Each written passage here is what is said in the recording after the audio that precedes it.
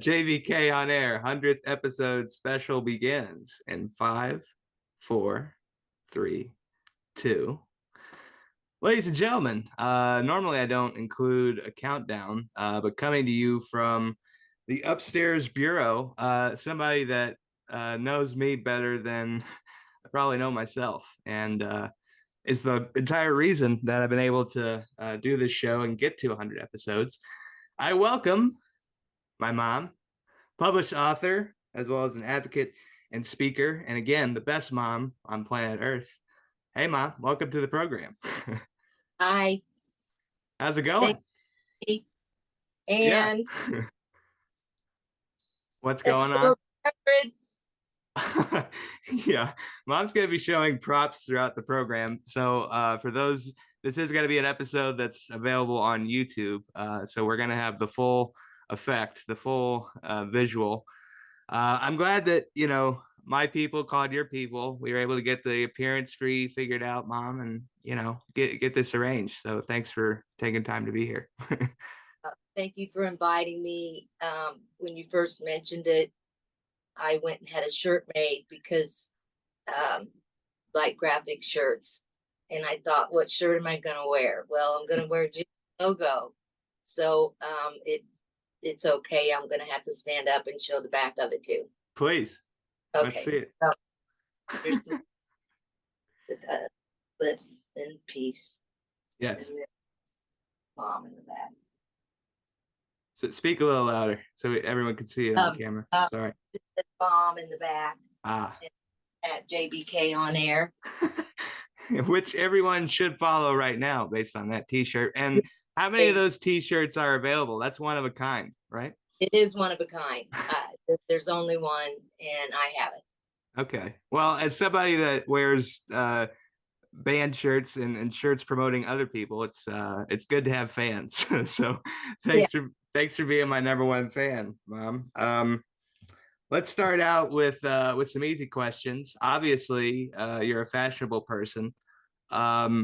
Is leopard print a color? I kind of want to say yes, because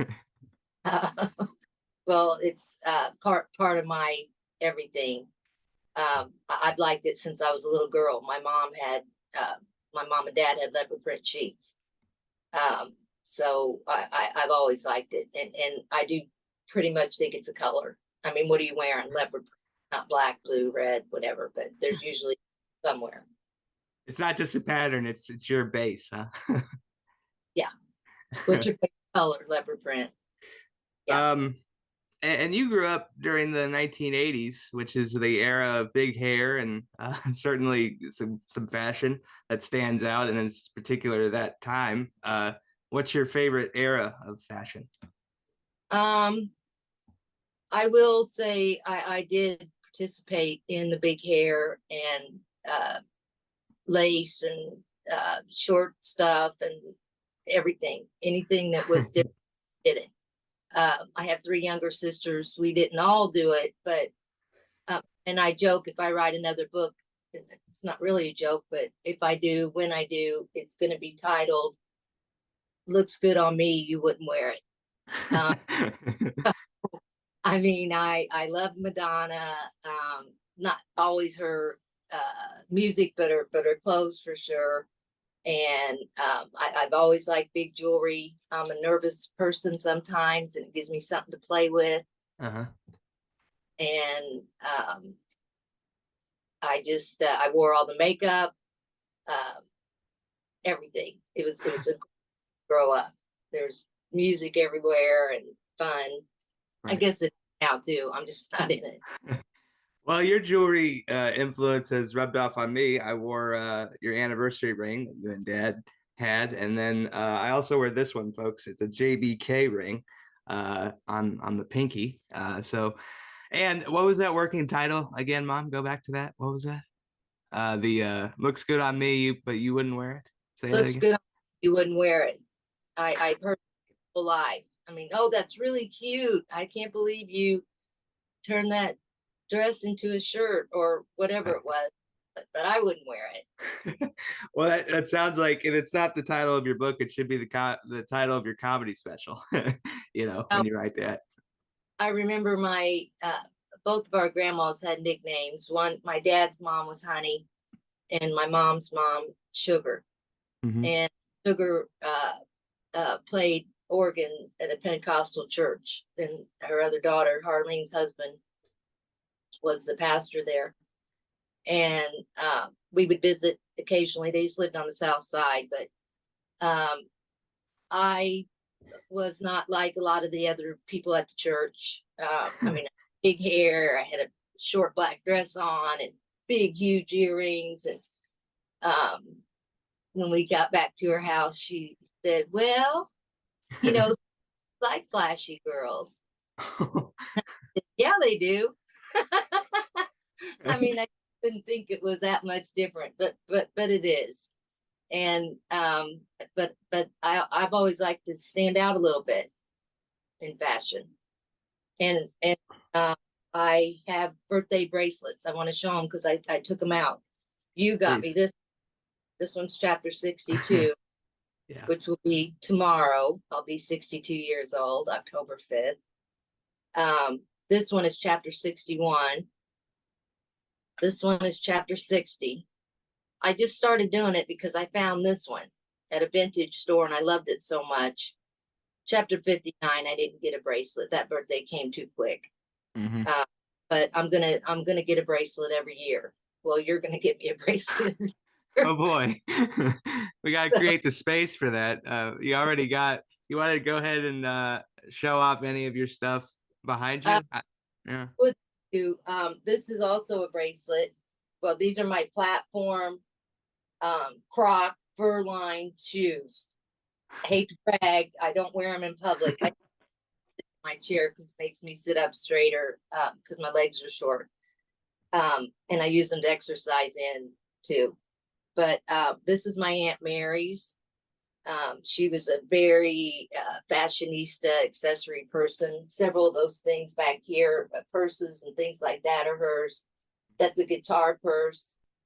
I have a whole bunch of flashy belts.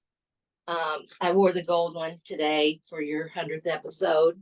There you go. This is another gold bracelet of Mary's. And this one on my ankle is too. It's metal. And Carolise Creations makes a lot of my beaded jewelry. She restrung it and put little silver beads in between so that I could wear it on my ankle or up high here. And I know that sounds like a lot talking about jewelry, but I also read something recently. I post a lot of memes. We'll probably talk about that. I'm in a lot of groups, support groups for senior women, widows, special needs moms, whatever. So if I see something funny, I post it. And now I forgot what I was going to say and what together. Let's circle back. Let's circle back to your family because I grew up as an only child. You and Dad gave all your love to me, Yes. and you grew up with 5 brothers and sisters with Bud and Grandma raising them before they were 30. What was that experience like for you? Wonderful. I mean, I didn't know anything different. I'm the oldest of 4 girls. I have an older brother, Marty, sisters, Tracy, Angie, baby. Her name's Helen, but we call her baby. She's not the baby of the family. Angie is. I'm 10 years older than Tracy and Angie. So I helped raise them a little bit. And our grandma, my mom's or my dad's mom, Honey, lived with us. She taught me how to cook. Mom was a secretary at Indiana Bolt and Nut Company for years. And then she worked for the state for several, or worked for a judge and for city. I'm getting all this wrong. Dad was a truck driver and then a Teamsters agent and then secretary treasurer of the Teamsters and vice chairman of the Alcohol Beverage Commission and very politically involved, mom and dad. And so we were too. I worked elections and We volunteered. I went to Catholic high school and Catholic school for 12 years. Feel very fortunate to have done that. Grew up with a lot of friends and a lot of cousins. Dad had 7 siblings and they all had children. So we had big parties and just a lot of love and a lot of fun. And I feel real fortunate. I mean, I knew I'm probably going to start crying. I It's knew I okay. was okay. And some people never have that. And I still feel it today. And I'm thankful for my family. I am too. You're pretty awesome. um, what were you like in high school, Mom? Take me back to when you were. Take me back to that time. Well,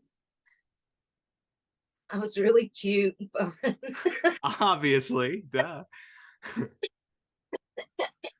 I had several girlfriends that we all hung around together at St. Michael's. And when we went in our freshman year, we shook school up a little bit. All the junior and senior football players broke up with their girlfriends. Okay. And that's all I'm going to say about that. But The it rest is was, history. Yeah.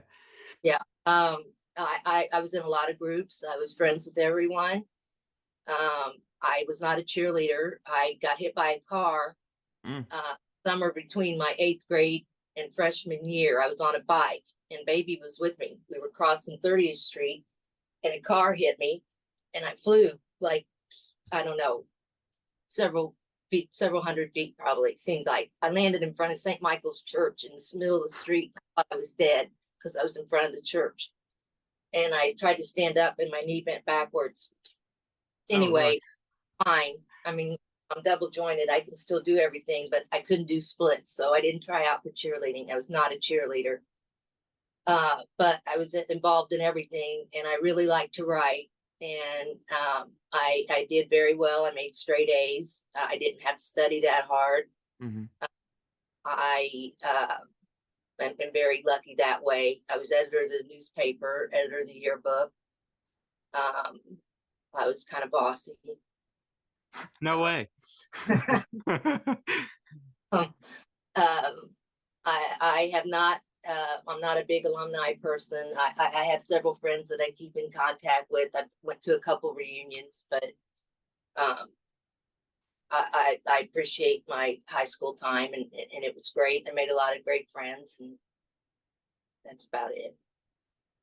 You are also known as a legendary basketball player in your time. You did play basketball too, huh? Well, I don't know about legendary, but my freshman year was the first year that Ritter High School had a girls basketball team. Wow. Um, the fact that I made varsity as a freshman is not a miracle. I was one of the few that knew how to dribble and shoot. We had a basketball goal in our driveway, and I played all the time with my brother and his friends who were really good. And I had some crushes on some of them, but um, really good at that 3-point shot, and I could dribble, and I was fast, and I'm only 5'1", but Right. I'm a very good basketball player when they let me play. So, What um, what are the keys to being a good shooter? Well, I think it's just being positive and knowing that you're good. I mean, for me, I've always been I visualize what I want. So whenever I take a shot, have it in my hands, visualize it going in, and then it almost always did. right. I mean, I went drawings and stuff too. So I just want to document kind of your thoughts on the game of basketball and athletics in general. You're sort of frustrated with the way defenses are handled, right? yeah, I mean, for defense, I like the people that are like all over you. I was short. I jumped up. I was in your face. I didn't touch you. I didn't foul you, but you were irritated. I mean, it really makes me mad when I see high level player in anybody play and they're just running alongside. What's that do? Does nothing. I'm with I you. mean, irritating. That's why I only watch the last 2 minutes of games, usually with you, of Well, any time, because that's the best part anyway. I mean, I'll make acts and I'll hang around, but I'm not paying attention. In most scenarios, that's probably the best strategy.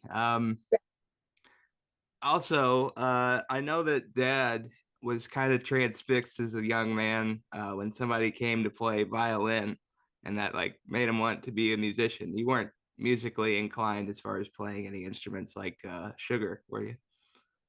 No, no, I'm Okay. that I have. I like to dance. Um, Dad was an influence to a lot of people for years here in town. I went out downtown as a single person for 15 years before I married because I was allowed to date when I was 16 and I Right. got married when I was 31. And I had not met your dad. And we met at Ike and Jonesy's um, when he was singing the song "Hard to Handle." I was working at the BMV at the time. Couple went out with a couple girlfriends, and we just threw our coats on the table and started dancing. And I was wearing leopard print pants. Imagine that.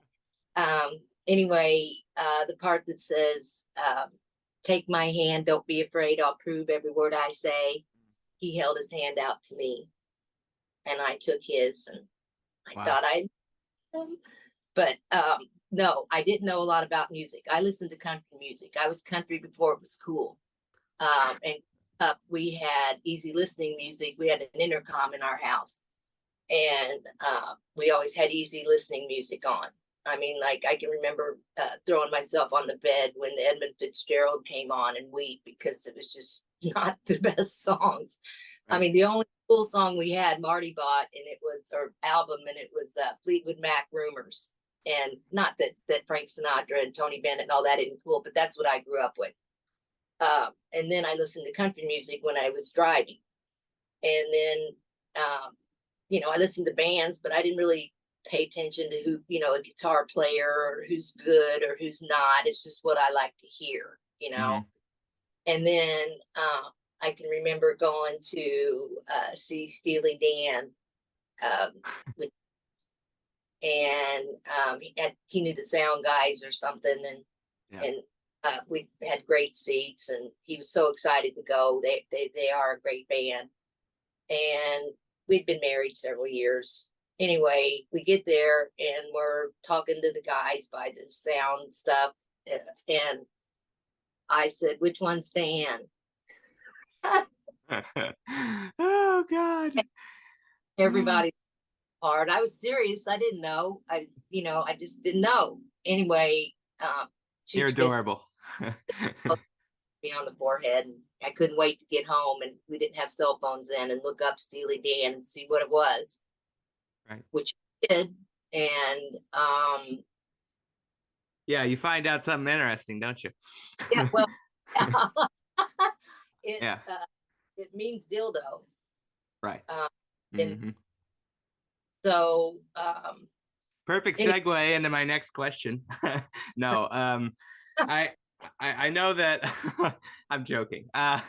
I know Dad played several cool gigs. One of them was Zubilation, with you pregnant with me. I mean, right before I was born. What are some of your favorite gigs that you recall that Dad played?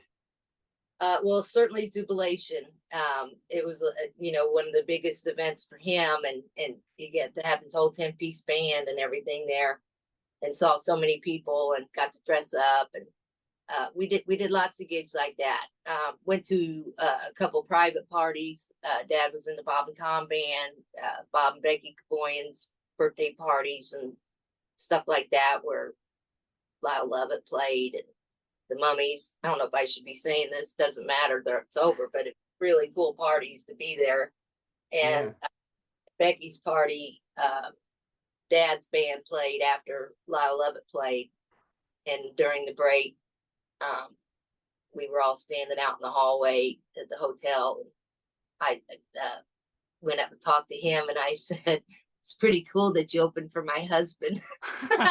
That's right. That's Yeah, right. I thought it was funny too. What was his reaction, Mom? He played the Carmel Mayor's uh, uh, an all girl ball or something one year. Yeah. And that was one of the few times I got up on stage and sang with a group of other people, just background to love and happiness. Mm. And Dad made a joke and said it was the first time in my life I've ever been flat, but it was a fun gig. And then we took you to the Pork Fest when you were a little baby. I mean, we had a double stroller. I mean, I think you had leg braces in. So I laid it all out, and Dad had some headphones for you so that the music wouldn't be too loud. But it was like a stay in a hotel thing or something. But it was such a fun gig, and it was so happy to bring you and let everybody in the band see you. And Yeah. and then you have one of the tiniest Bob and Tom T-shirts ever. Yeah, long time listener. Yeah. Long time listener. But all the gigs were fun, I mean, and I used to tell Dad, I'll go to any of them because he did sound too. So it wasn't just a 3 to 5 hour gig. It was 2 hours ahead and an hour and a half or so putting everything away. So it's a long day, Right. especially not participating. And I can live in my head and entertain myself, but I need a place to sit and I'd like to have some food. If I don't have those, I'm not going to go. I mean, after a few other times where it was not the best.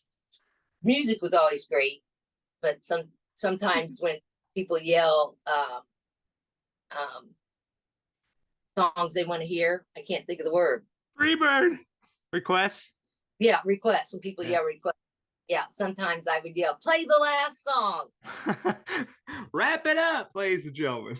Yeah. And I didn't, a lot of times I would be sitting by myself. We were there hours ahead. So I would bring, and always wanted to be a writer and tell stories and stuff like that. I just always been interested in it, whether I did anything with it or not. And I still have it and embarrass one of my sisters when I bring it. But it's a little battery operated tape recorder with a plug-in microphone that looks like a microphone. Mm-hmm. So I would go to gigs and kind of sit in the corner and sit and talk on my microphone like I was doing something, which really wasn't anything. I would just talk about what I thought about different people or what was going on. So you were a podcaster before podcasting. That's kind of what it sounds like. Yeah. It sound like that. Say it. I want my you are a documenter like me, and one way that you document a lot of stuff is by publishing on social media. We've already touched on it a little, but what are some things that people could expect if they follow your page? Probably a lot during.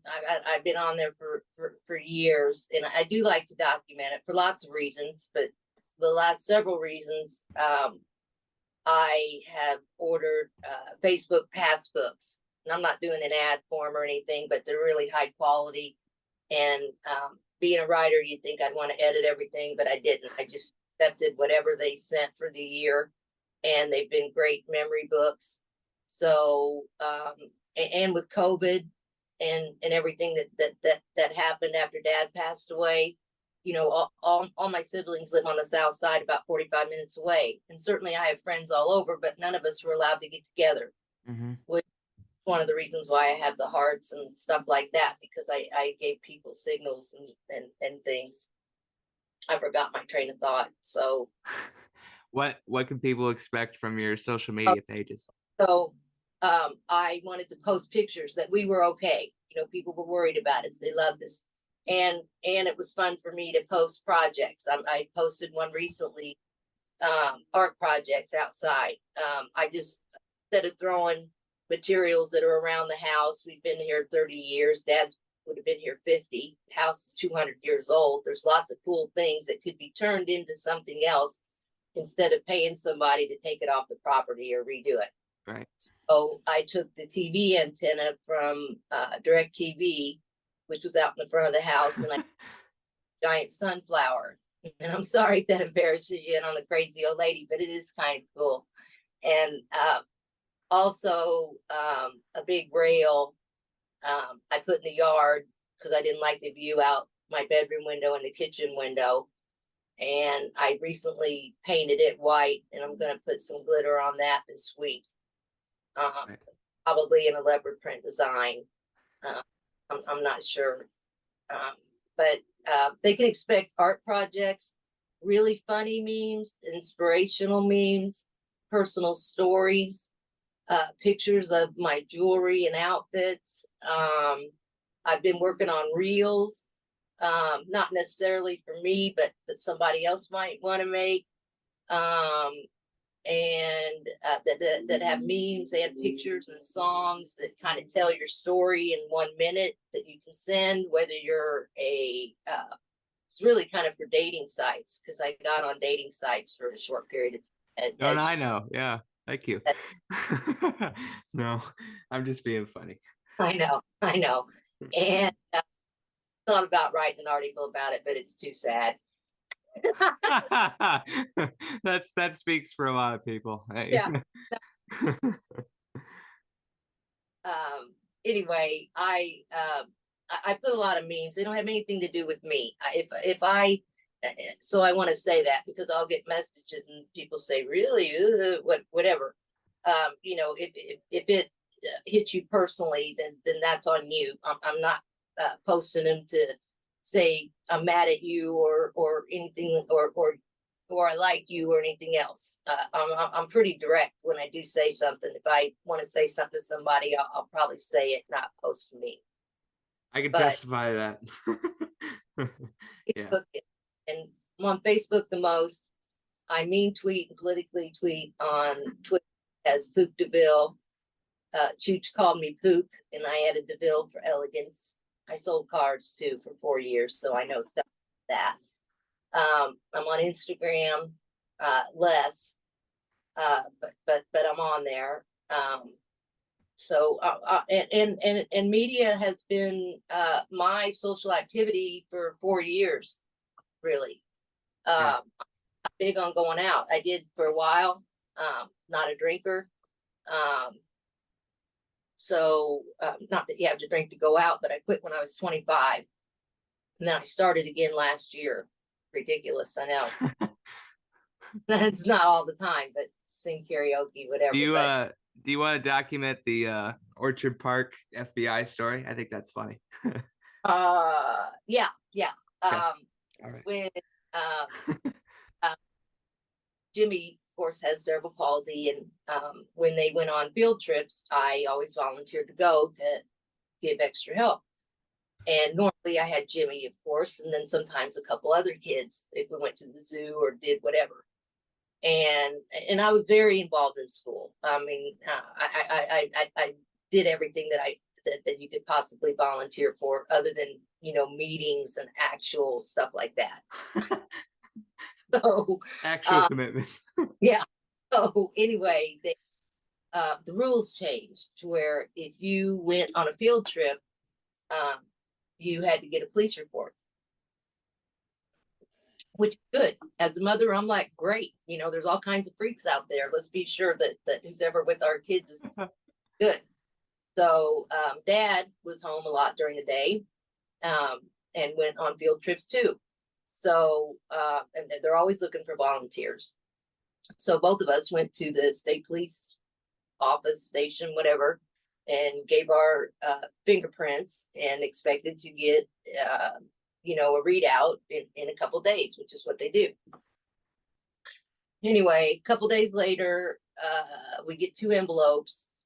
Chooch is from the state police, never been arrested, nothing at all. Mine's from the FBI. 3 times before I quit drinking at 25, all alcohol related. Say that again. How many times? 3 times. Okay. Okay. Go to prison for anything, but the one that was the worst was 5 felonies in one night, and I was somebody put something in my drink, and it's a long story that nobody needs to hear or know, but I was really proud of myself for not drinking, and I still am. I'll occasionally have a drink. I never drive and drink. And I just did that to loosen up a little bit. And now I have. I found my courage, sang karaoke. I could walk into a place by myself. These are all things that were hard for me after Dad passed away. I And get that. but I can do it, and that's the way that I did it. I've been a caregiver my whole life. Like I said, I helped raise my younger children, my younger sisters, and Dad's mom lived here with us, and That's right. you know, I have been involved in groups and other people and hear their stories. I'm very sensitive, and I feel what they feel, and I just want to help as much as I can. And that's going back to the Facebook thing and everything, is I post things that I think might make people smile or think or feel good or know that somebody's there, Yeah. or they're not alone. They're not the only one who feels that way. You're the sunshine of my life, I'm telling you. And you are the life of the party. Don't I don't need any more evidence to make that true for me. Um, how did it feel to become a mom? Mom? Well, Mom, I write about it in the book, so buy the book. But Thanks. on Dad's birthday, I went into labor on September 22nd, and I was in labor for 9 days. So, before my water broke and I was able to have you, I was in the hospital on medication, but they couldn't stop the labor. Anyway, you were born 2 months early. So, I mean, I was so thrilled to be pregnant, and Dad was too. I mean, he was cloud nine. Anyway, you were born early, which was a little bit frightening, but I didn't think anything was wrong necessarily. I just thought you had to come early. I mean, you look so perfect and everything, and you were.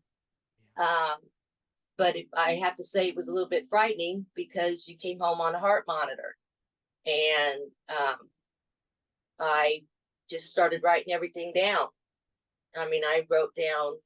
I still have a whole box of notebooks of the time you woke up, what you ate, who came over, what you wore, if the monitor went off, anything at all, just because I didn't want to make a mistake.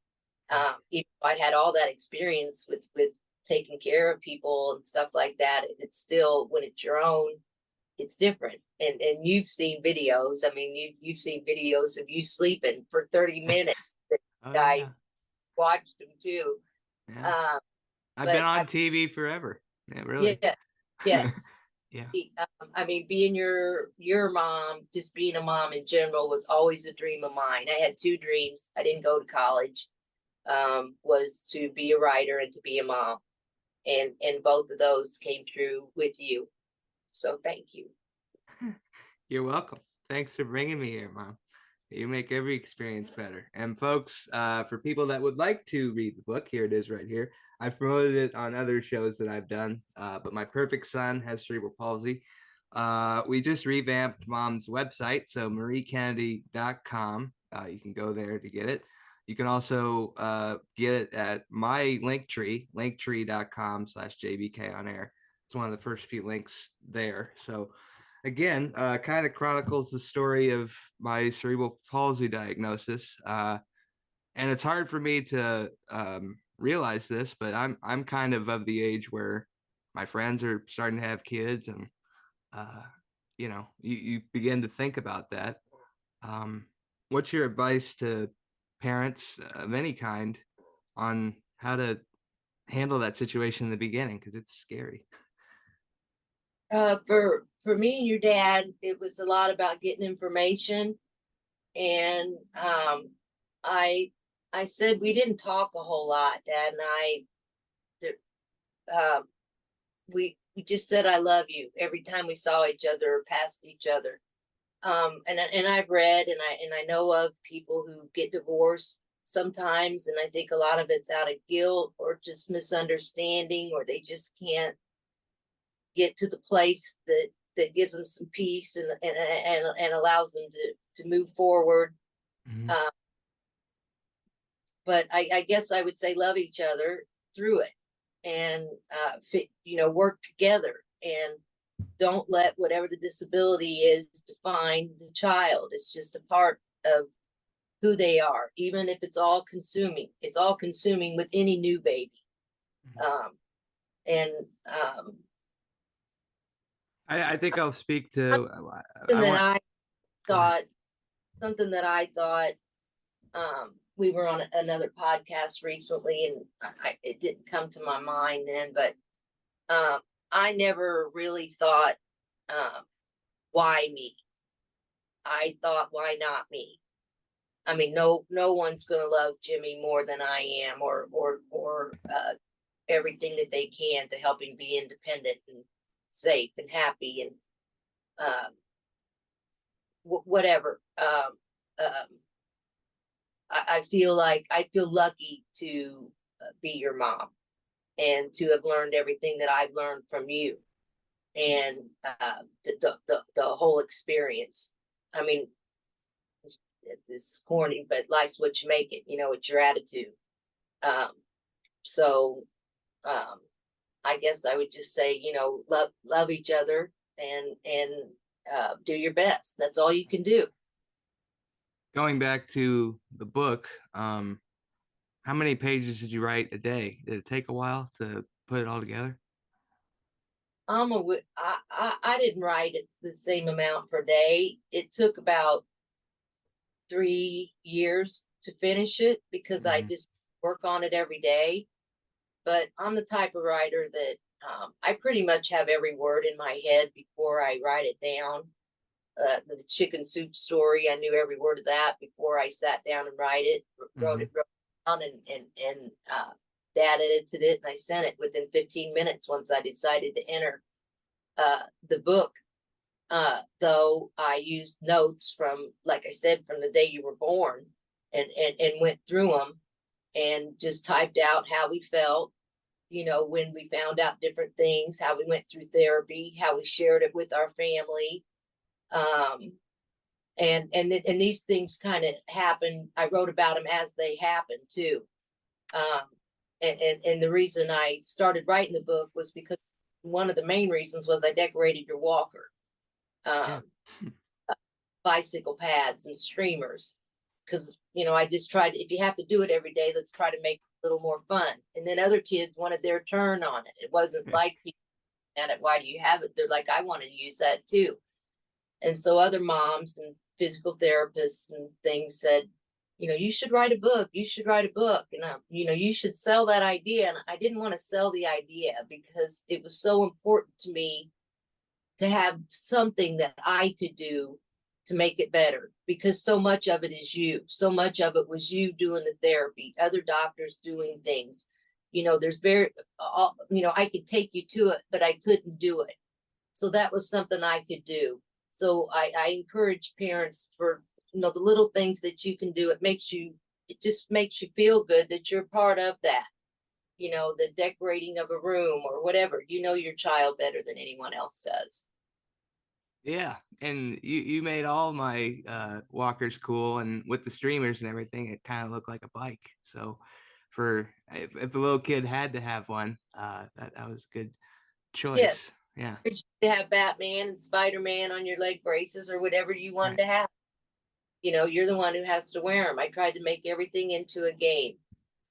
So to get back to your question, it took me a couple years, but I didn't sit and write, 200 words a day Hmm. or anything like that. I wrote it all out in longhand in notebooks. And then Tracy typed it in for me and edited it. And then Dad edited it again, I think. And um, Does it hurt to have someone take your words away or change it in a way that you didn't originally intend? That hurts me a little as a uh, writer. physically, I mean, that's one of the few times I would get a little irritated with your dad, because Yeah. he was really smart, and uh, would reword something that I had written, a poem, whatever. And we didn't argue or anything, but I was like kind of mad at it. And I mentioned the chicken soup story. Um, it's Chicken Soup for the Mother's Soul too, and the name of the story is Jimmy's new shoes. Now I forgot why I brought it up now. It's on our web. It's on your website as a featured story for folks that want to read that. It is available online. Oh, the editing. The editing Right. is why. Because I got a letter saying that that I had won this contest and that my story was going to be published and it would be edited, and this was the version. And they took out my favorite sentence in the whole story, and I was mad about it. And I'm like, I don't know if I wanted to do that. And then I keep reading, and then it says normally admissions for these books, because I believe they have 100 stories in each one of their books in their series, then they paid authors $250. But because mine was a contest and there were over 10,000 entries, I get $500. So I said, take the sentence out. And I took the check. And Okay. it's necessary. It was a good lesson for me. It really, I mean, I still use it now, and that was what, 20 years ago or something. What was the line, Mom? What was the line? You remember? Jimmy is my joy, my strength, and the best of me. But I think the story said that, so it wasn't necessary. So that helps me edit my own work, because I've been writing some songs recently. I don't know what I'm going to do with them, but they're really good. We'll wait with anticipation for that, Mom. That'd be awesome. Yeah. What what genre are we talking about here? Well, it's pretty open. It could go either way. I'm more of a rhyming poem lyric person, and then you pick your music for it. Okay. As we wrote that song for Joey, The Danes, the Dane family. the Dane family, and it was. I'd like to just tell that story a little bit. Sure. It's called Absolutely, Positively, Completely. Jimmy, you can post it too with this later. And Tom wanted someone to write a song that had those three words in it. And they had a son, Joey Dane, who had special needs, more severe than Jimmy. And his wife, Heather, he wanted to surprise her. They had a benefit every year, Joe's show, and had live music. Anyway, Chooch and I were suggested because I was a writer and he's a musician. So anyway, I had that, and I tried to write it from a male perspective, and I think I feel that because I was so close to my dad and my brother and your dad. Mm-hmm.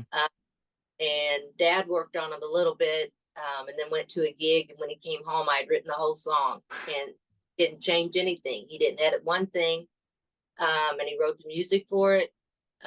Him and Casey Harshbarger, fantastic guitar player. Yep. It's not the sad, slow music. It's a rock and roll song. We were really lucky. I believe it was the Arc of Indiana hired us for a speaking gig, and it was at Lucas Oil, which was extra cool. And Yep. all three of us, I think it's the only gig that all three of us were there. Dad sang the song with just a guitar acoustic at the beginning, and then he introduced me, and then I talked for a little bit about the book, and then I introduced you, and you talked about your own experience. So Yeah. that the best advocacy type things we had ever done together, and I was thrilled that we got to play the song too, and I think everybody liked it. That was recorded too. That whole thing, I think, was recorded. We've touched on this, but what would you say are some things that you've learned as a result of being a writer, advocate, and speaker? That everyone has a story, and that the details are different, but often the feelings are the same, and that's Mhm. where you connect, which I think is similar to music. And What music helps you heal, Mama, and feel better when you need to? What music does? Yeah, yeah. What would be some suggestions of artists for people to listen to if they want to feel better? Oh, I think everybody's got their own personal stuff. Like I said, I like country. I like Yeah. songs that people would probably think I would never like. I went through a period of, I'm not, I can lay in bed or I can get up and dance, and it helped me lose weight and get in shape and start feeling again because I was numb for a year, and you've heard the songs. I say listen to music that moves you, music that makes you cry. I lift weights and I play songs when I cry. I say I lift weights for these little three weights, but if you do Girl, it 30, it hurts. hey, So anyway, I just it's music that moves you, music that makes you think of your family or family reunions or whatever you need. I don't really have anything specific to uh, suggest, but I do listen to music a lot. But more often, I have listened to sounds. I like the sound of rain. I like brown sound. I like green sound, and I like pink sound, which so- they're different combinations of wind, rain, and the fan blowing. I and don't like. how do you generate these sounds? How can people look them up? Just on a smart speaker? Yeah, we have the speaker. I don't want to say her name. Right. We don't want to cue it, but you can look it up through those, which is pretty cool. There you And go. she'll play it. Yeah. So and Uh, and go to karaoke song. Sorry. my go-to karaoke song. Yeah, I know it's hard to narrow down, but Well, Boots Are Made for Walking was my first one. there you go. I like Venus. I usually have to have a shot before I'll sing that. Um, and then I think my favorite is probably You're So Vain because then I get a point at It's all in the face and then the showmanship, ladies and gentlemen. yeah. Um, one thing that I think people lose sight of is how many things a caregiver, stay-at-home mom is. That means she's a counselor, a driver, a chef. Uh, whatever you need her to be in the moment is typically what she needs to be. What would you say are some of your favorite meals to cook? I know that when I used to come home from college, that I used to joke with people. I don't gain weight when I go to college. I gain weight when I come back home. So Well, you like the A1 burgers and I fettuccine. do. So did Joey. Um, chili. All my normals. Um, you like steak, and I like to make big salads. You're not crazy about those, but you'll eat them. Yeah. Uh, cherry cobbler. Um, I Blondies, those are good. I can cook just about anything: pork chops, chicken, soup. I make stuff up. Honey used to say, if you don't know what to cook, get out a skillet and put in butter and an onion, and whatever you put in there will taste good.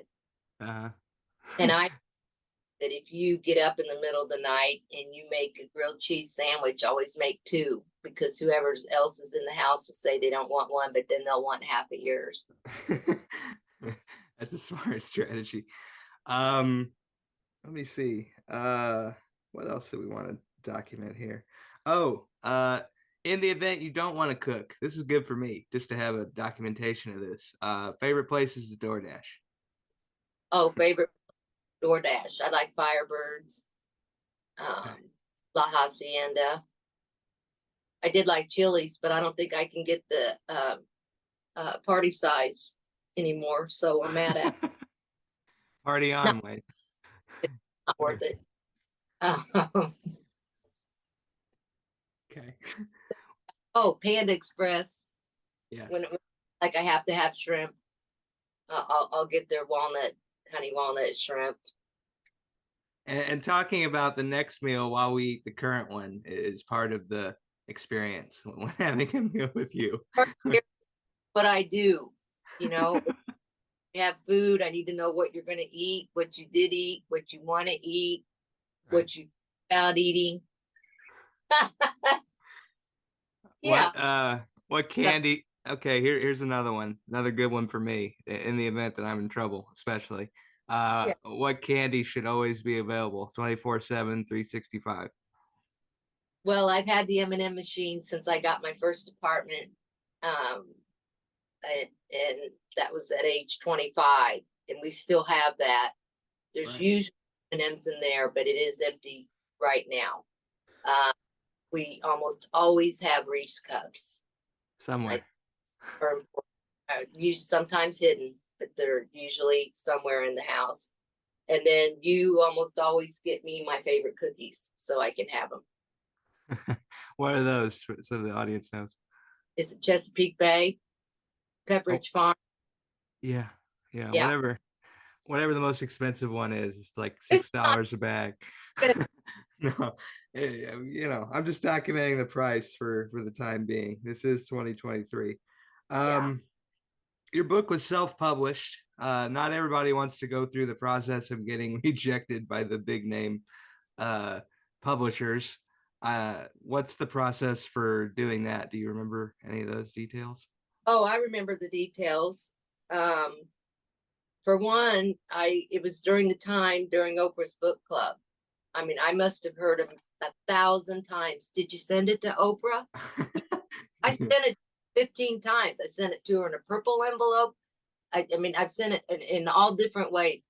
I thought about going to Chicago, waiting in line to where she goes in the door and throwing it at her and getting arrested.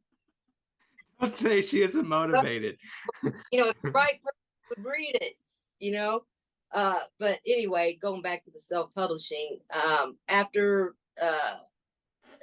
I had it, in print form and everything, I did send it out to several publishers. Simon and Schuster was interested in the book, but they sent a letter saying that they wanted me to add the medical side, like another half a book with the more medical. And I wanted to write the book I wish I could have found to read as a parent Right. that said feel, not all these details that don't apply to everybody. Again, I go back to the feelings. I think the feelings are the same, but the details are different. And that's the book. I wrote the book I wanted to read. Hmm. And so after several rejection letters or nothing, uh, it didn't cost that much to have it set up to be print on demand. And at the time, it was called First Books. Now it's called Author House, but it's located in Bloomington. I believe it's global. It just happened to be in Bloomington, Hmm. and we're going to spend over $50. We're not going to just spend it. We're going to go look at the building. So Dad and I and you drove to Bloomington, met the people, saw the building, went ahead and signed up for it. And this was after we had I think 400 or 500 books printed Mhm. at a print place, like where I used to take the newspaper when I was in high school to have it printed. And they printed it, and then we took it to another company and had it bound. Well, that made the book cost more. So the print on demand switching made the book cheaper, and I didn't have to stick them in envelopes, make out labels, and mail them either. So that worked out fine. I've thought about updating it, not with you. I want you to write any book parts, but just make hardbound book and an ebook. Because right now, it's just it's a PDF. It's just a file. Mhm. But I gave that to the University of Indianapolis years ago when you were a volunteer for 10 years as a patient for their physical therapy students, and they can read it online. It's always available to them. I don't know if it's required reading, but it's been available to them. And if anyone listening wants to read my book, please message me on Facebook, and I can email it to you free. You just have to read it online. It's just like the book, except the pictures are in color online. They're not in color book. Yeah. So it's actually better, and it's a good one to read online if you don't normally, because it has a lot of pictures. So to have happy pictures and show, that there's a full life there too. Yeah, it's beautiful. As Dr. Chuck said, it's a love story between a Loves, family and yeah, making the best of a bad situation. yeah. Um, what would you say is the most rewarding part of writing the book? You've had a lot of great feedback over the years from people. Yes. It's certainly, well, something I'm proud of is you get a royalty check every 14 weeks. And for um over 20 years, I've never not had a check. It's been $6. We Oh, got one, damn it. Yeah. I've sold something every 14 weeks. And your Uncle Bob's wife, Marion, the librarian, Mhm. is retired now, but she used to be a research librarian, and she looked up my book and said that that there were copies of it in 138 different countries. Mhm. Just awesome to me. And I Yeah. bet I 300 or more letters from people that have read the book and felt compelled to write to me and say, this is exactly how I felt, or this helped me so much, or I love this book, or I shared it with a neighbor, or whatever. And it's not always from parents, it's from therapy students, it's from doctors, they're from different people. I will mention one letter that sticks out in my mind, and it was from a lady who said, I've been reading your book out loud to my husband at night, and he's a professional athlete. And I don't want to say he's embarrassed, but he's not comfortable telling people that our son has cerebral palsy. He doesn't want to talk about it. Mm. And by the end of the book, he had changed his mind, and they were going to tell their whole family and get everybody to cheer for him instead of it being something to hide, because it isn't anything to hide. It's just part of it. Let's include, not exclude. What are your proudest moments as a mom? Mom? It's all the time. I mean, I don't want to say when you've won awards or things like that. Certainly, that's been proud. I mean, I remember being at UIndy when we went to the awards thing your freshman year, Yeah, and that was um, fun. and I said, are you up for anything? And you said, no, I don't think so. I don't know what it would be. And then the biggest award of the night for a freshman to get, it starts out, well, this young man, and I'm like, well, it's not a girl. If I told you the grades he made, you'd know they'd be the same in every class. I'm like, well, Jimmy's 4.0. And then what a Jim, Jimmy Kennedy. And I'm like, Jimmy. I think I said it louder than that. My friends can testify. Yeah, you yelled that. I That's think that awesome. in his eyes. I mean, it was hard enough. You'd never been away from home, other than staying with your cousins. You're living by yourself, and you Yeah. got a 4.0 and you won the award. I mean, we never pushed you hard like that. That was you doing that. And Yeah. um but as far as being proud, I'm just proud of you all the time. I'm proud of the political things you say and stand for. I'm proud of this podcast. I'm proud of your attitude about life in general. You walking in to a place like you own it. Um, just everything. I'm just happy Excellent. to be your mom. Well, I've talked about it on here. It's such a privilege to be able to do this. You don't think about it while you're in the midst of it. But you've allowed me to chronicle what will be 100 episodes now of this show, and it's certainly taken a while to get there. But my success is your success, and your success is my success. So I I wouldn't have my success without you, Mom. And it means a lot that you're here with me. You calm down. I love you. I didn't let you do it. You did it on your own, and you're great. And whatever you do next, I'm proud of that too. I know. I just think about there were so many and I don't want to, I'm not going to name names, but there's so many people that were talented and had to walk away because they needed money or something happened. And I want to say this too, you know, when dad got sick, I didn't want to do this for a while. And you told me to do it because it would help me and other people in the process. So I'm an ugly crier for people that don't know already. It's just even when I think I'm in the wrong direction, you've always been the guiding light for me. And you said your favorite line. I'll go ahead and say it now. Mom, you're my joy, my strength, and the best of me. You really are. And whatever you do next is going to be great too. I know it will be. You, It will. you're a grown man, and you all these opportunities. You know, whatever's going to happen is going to happen. Part of it's just a relief that I'm at 100. I've been waiting for it to get there, and the line on Instagram is going to be, "I only love my bed and my mama," which is true. If I'm keeping it 100, that's honestly true. We're a little bit off the rails here, Mom. But Well, I will say, is there anything else you want to add here? yes, yes. I will always say bet on yourself. I will always say bet on yourself.